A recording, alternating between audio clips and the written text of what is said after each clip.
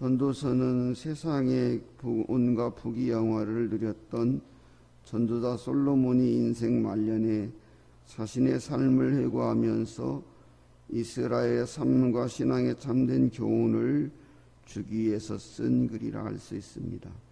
그래서 자신의 삶의 경험을 통해 깨달은 인간의 무능과 인생의 허무함과 하나님의 절대 주권에 따라서 운행되는 세상에 속한 인간이 필연적으로 하나님을 의지해야 하는 존재임을 자각하게 합니다.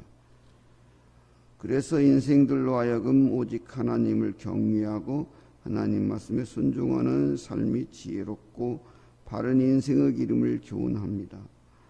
본문은 이러한 전도자의 의도가 잘 반영된 장으로서 1절에서 14절은 하나님의 주권 아래 있는 인생에 대해서, 15절에 18절은 하나님을 경외하는 중용의 삶, 그리고 19절 28절은 하나님 말씀에 순종하는 지혜로운 삶을 나눠 볼 수 있습니다. 이러한 본문을 통해서 우리는 신앙인으로서의 세상을 살아가는 바른 삶의 자세를 배울 수 있습니다. 본문을 통해서 알 수 있는 신앙인의 바른 삶의 자세는 무엇일까요? 첫째는 하나님의 주권을 인정하는 삶을 살아야 합니다. 1절에서 4절은 죽음을 앞에 두고 살아가는 유한성을 지닌 인간의 모습과 그 인생의 지혜로운 길을 언급하며 이름이라고 여기 되어 있는 것은 명성이라고 볼 수가 있다면, 그 사람이 죽어서도 그 이름이 이렇게 남는다고 하면 좋은 기름보다 낫다고 하는 거예요. 그래서 지금 보배, 보화 이런 것처럼 그때 당시 기름이 귀해가지고 그 귀한 것을 좋은 기름이라고 이렇게 표현을 한 거예요. 그것처럼 좋은 이름, 죽어서도 남는 그런 좋은 이름을 남긴다는 것, 그 명성을 남긴다는 것이 그렇게 중요하다는 겁니다. 그래서 이렇게 또 초상집을 찾는 것이 잔치집보다 낫고, 왜냐하면 우리가 지금도 마찬가지지만 특히 이제 친분 있는 사람이 죽었을 때는 더 숙연해지고 뭔가 더 생각을 하게 되는 것처럼 인생을 돌아볼 수 있는 기회가 되기 때문에 좋다는 거예요. 그리고 또 슬픔이 웃음보다 나은 것, 이것도 같은 맥락에서 그렇다는 거예요. 이런 슬픈 마음을 깊이 생각해 볼 수 있는 그런 상황. 그리고 4절도 지혜의 마음은 초상집에, 음해자는 마음은 혼인집에. 이게 초상집을 이라고 표현 이렇게 한 것은 그만큼 이렇게 인생을 돌아보는 것, 깊이 생각해 볼 수 하는 것, 그런 것을 유익이 있기 때문에 이라고 하고, 또 이렇게 이게 은유적인 표현의 의미일 수도 있어요. 이렇게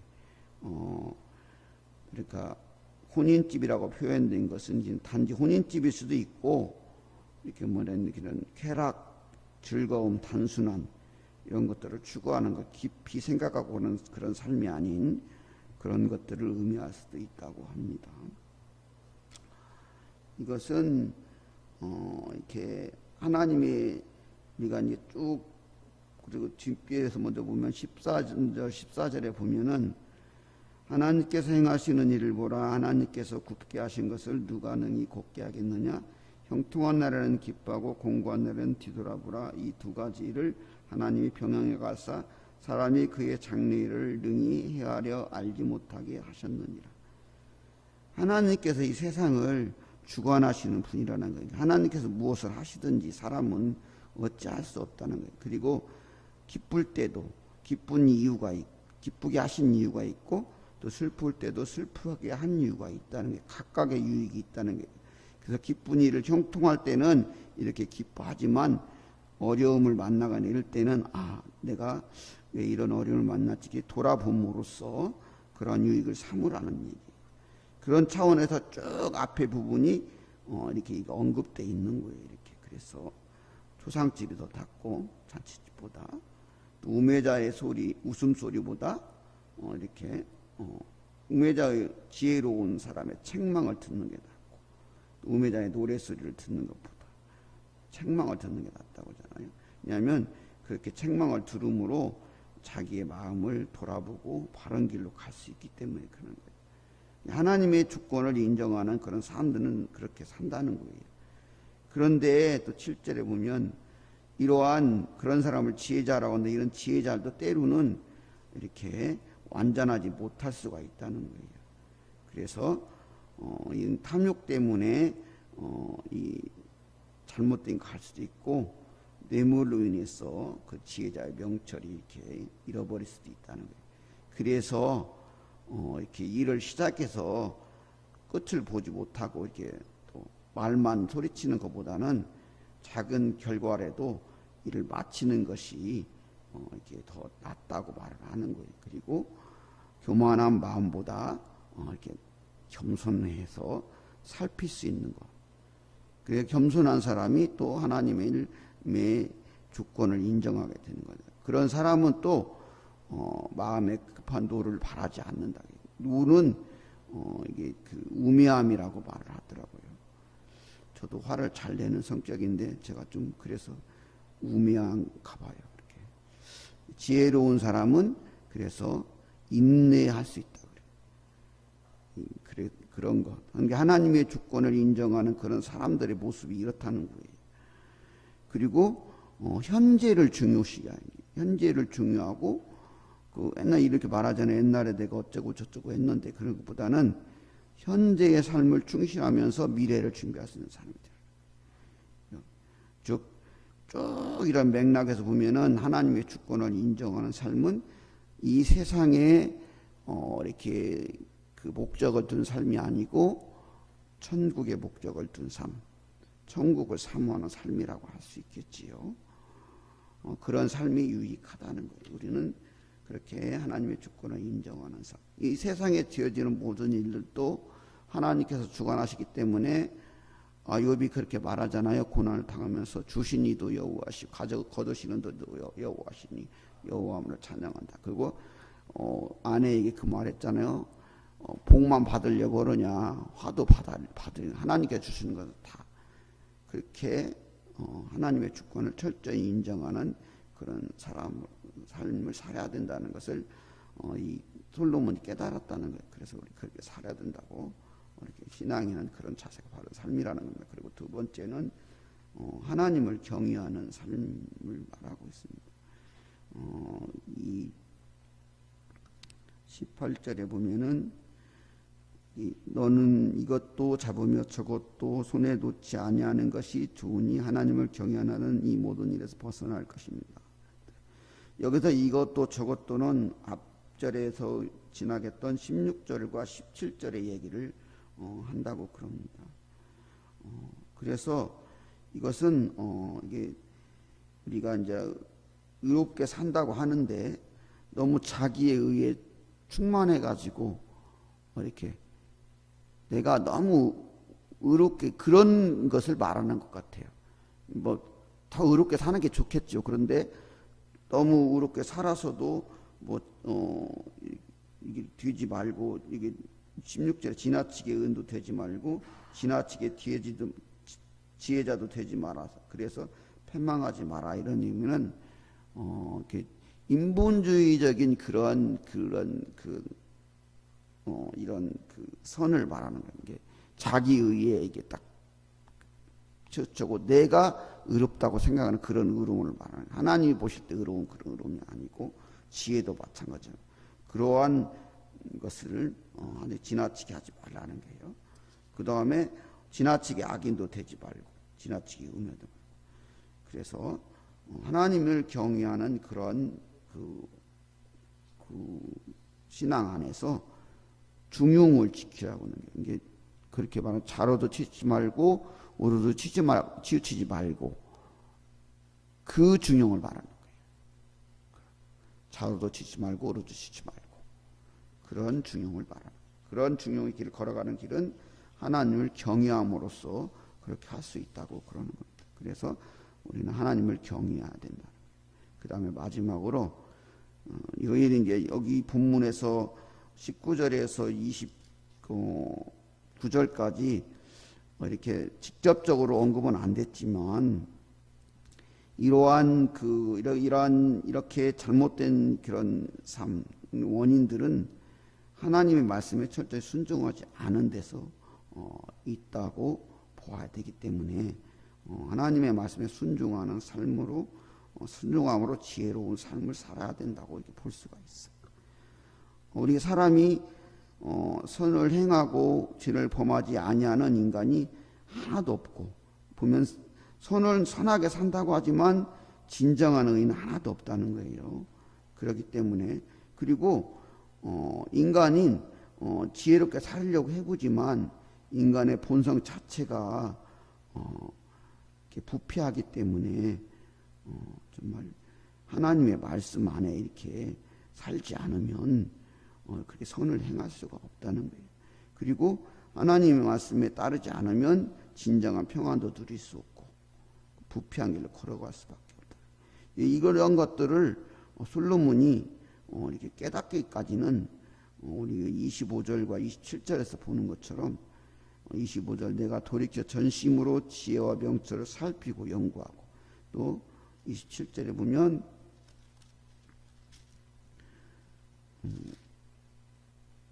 전도자가 이르되 보라 내가 낱낱이 살펴 그 이치를 연구하여 이것을 깨달았다. 이제 그렇게 밤낮을 세워서 이렇게 연구하고 연구해 본 결과 인간으로는 안 되는구나. 나도 지혜자인데 내 지혜로도 안 되는구나. 그것을 깨닫게 되었다는 거예요. 그래서 참 지혜는 하나님을 경외하는 것. 하나님을 경외하는 사람은 뭐예요? 하나님 말씀에 순종하는 것. 그것이 참 지혜라는 거예요.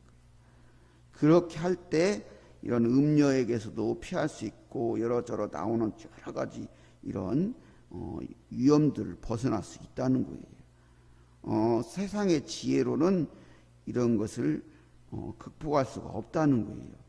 한계가 있다는 거예요. 그것을 솔로몬 스스로가 깨달았다는 거예요. 저번에 제가 그 탈무드 얘기했잖아요. 솔로몬이 그 딸내미를 사이가 마음에 안 들어서 안 보내려고 했는데 그냥 독수리가 그냥 다 갖다가 성에다 데려다 줘버렸다. 안 되더라고요. 솔로몬이 자기 지혜로 아무리 해봐도. 그래서 결론을 얻은 것이 사람의 지혜로는 선을 행할 수도 없으며 바른 길로 갈 수도 없다. 그래서 결론은 사람은 오직 하나님께만 가야 되고 하나님 말씀에 순종하는 삶을 살아야 된다. 그런 결론을 얻었다는 거예요. 신앙인이든지 비신앙이든지 자식이 하나는 보고 있죠. 핸드폰을 보죠. 이렇게. 우리는 원하든 원하지 않든 계속하는 삶을 살고 있어요. 무수한 순간. 본능적으로 그래요. 교회를 다니든 안 다니든 사람들은. 이렇게 사람들은 계속하면서 살아가요. 시간을.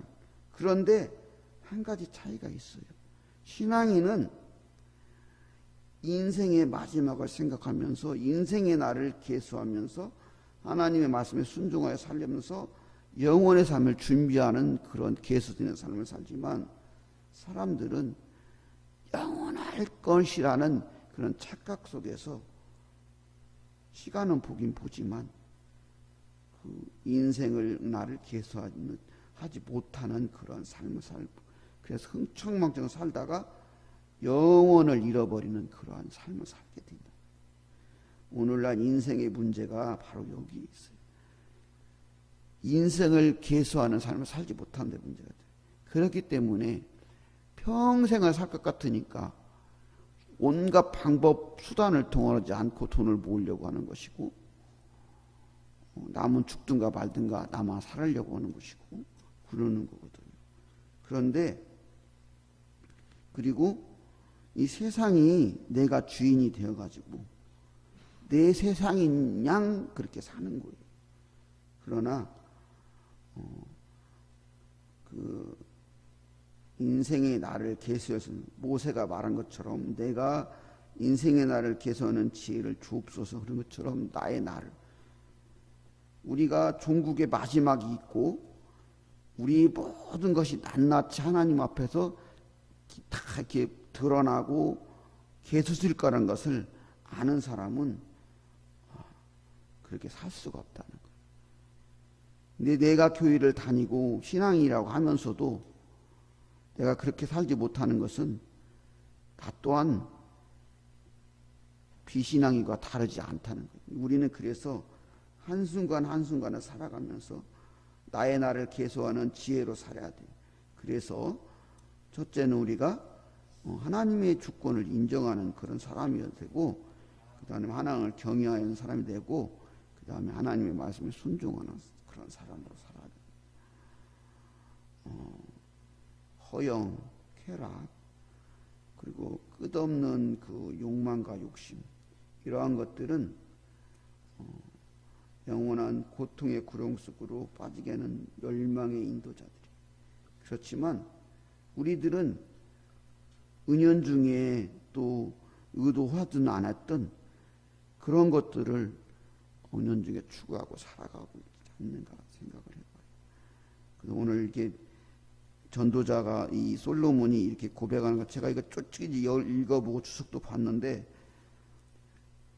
완전히 이해는 잘 못하겠더라고요. 참, 이 잠은 못 잔 게 전도서 쉽지가 않더라고요. 근데 결론은 이게 전도서도 전체적으로 총체적인 그 결론은 그거예요. 인생은 허무하다는 거예요. 왜? 내가 지혜로 살아봤더니 결론은 꽝이더란 얘기예요. 그래서 이제 깨달은 것이 하나님께만 가야 된다. 하나님의 말씀대로만 살아야 된다. 그게 결론이에요. 똑같아. 잠언과 앞에 유사해요. 그런 부분에서. 오늘 말씀이 그걸 강조하고 있네요. 여러 가지를 기억하지 않더라도 하나님의 주권을 인정하는. 이 세상은 하나님이 움직인다는 거. 알든 몰라든. 그래서 기쁨도 슬픔도 다 유익을 발견할 수 있다는 거. 하나님의 뜻이 있어서 주시는 거니까. 그러면 그런 하나님을 경외하는 삶, 그리고 하나님의 말씀에 순종하는 삶, 그렇게 살아가야 돼요. 그것이 오늘 말씀을 통해서 우리가 얻을 수 있는 신앙의 교훈이라 할 수 있습니다. 그렇게 정말 지혜로운 신앙인으로서 하나님께서 기뻐하시며 승리하는 그런 믿음의 사람들로 살아갈 수 있기를 소망합니다.